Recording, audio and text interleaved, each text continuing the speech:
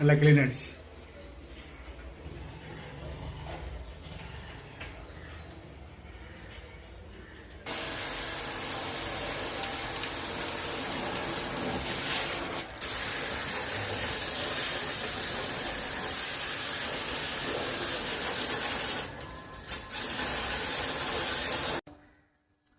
Top up பண்றீங்க? ஆமாம். Gas top அப்.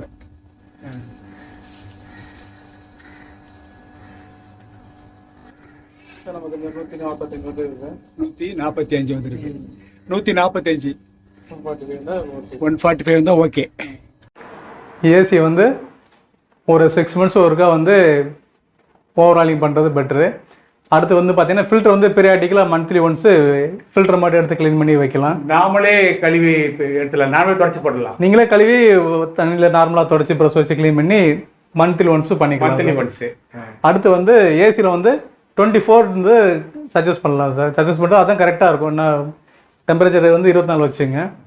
அடுத்து வந்து ஏசியில் வந்து ஃபேன் ஸ்பீட் வந்து ஃபுல்லாக வச்சுங்க. ஏசியில் ஃபுல்லாக வச்சுங்க. ஆனால் இந்த ஃபேன் போடக்கூடாது. சீலிங் ஃபேன் வந்து போடக்கூடாது. ஒரு சில பேர் எனக்கு கூலிங் எஃபெக்ட் தெரியல அந்த மாதிரிக்கு போடுவாங்க. அவங்க வந்து மீடியமாக வந்து ஃபேனில் வந்து 2ல் வச்சுங்க. 2ல் வச்சு ஐஸ் வைக்கக்கூடாது. வச்சிங்கன்னா ஏசி ஃபுல்லாக வந்து சீலிங்கில் ஃபுல்லாக ஸ்ப்ரெட் ஆகுனால உங்களுக்கு டெம்பரேச்சர் ரீச் ஆகாது.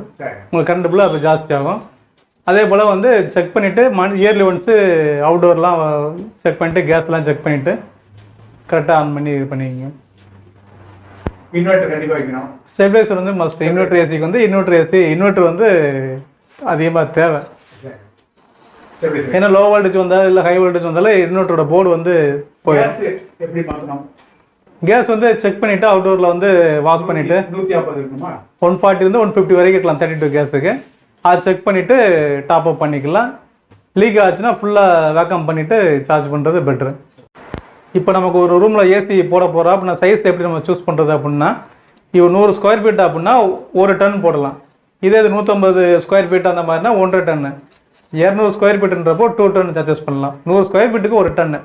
அதே போல் நம்ம கண்டினியூவாக ஏசி ஓடுது எனக்கு கூலிங் அது திரும்ப ஆஃப் பண்ணிவிட்டு போடணுன்றது பண்ணக்கூடாது. ஏன்னா திரும்ப ஆஃப் பண்ணி போடையெல்லாம் உங்களுக்கு அந்த கரண்ட் பில் தான் ஜாஸ்தி ஆகும். அதுக்கு நீங்கள் கூலிங் அதிகமாக இருக்குன்னா நீங்கள் 25, 26 கூட வச்சுக்கலாம். கண்டினியூவாக ஓடலாம். அப்போ வந்து லோடு உங்களுக்கு வந்து கரெக்டாக மெயின்டைன் ஆகும். ரூம் டெம்பரேச்சர் மெயின்டைன் ஆகும்.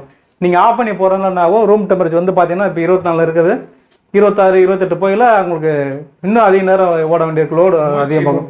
காற்று வெளியே சர்க்குலேஷனில் காற்று வராது. அதே போல் நம்ம CO2 லெவலுக்கு அதிகமாகிடும். அதுக்காக ஒரு கண்டினியூவாக ஓடுறது கொஞ்சம் நல்லது. கரண்ட் மிச்சம் பிடிக்கணும்னா ஆஃப் பண்ணக்கூடாது. கண்டினியூவாக உங்களுக்கு கூலிங் அதிகமாக இருக்குன்னா 26, 27 கூட வச்சு நீங்கள் ரன் பண்ணலாம். ஃபுல்லாக ஓடலாம். நன்றி.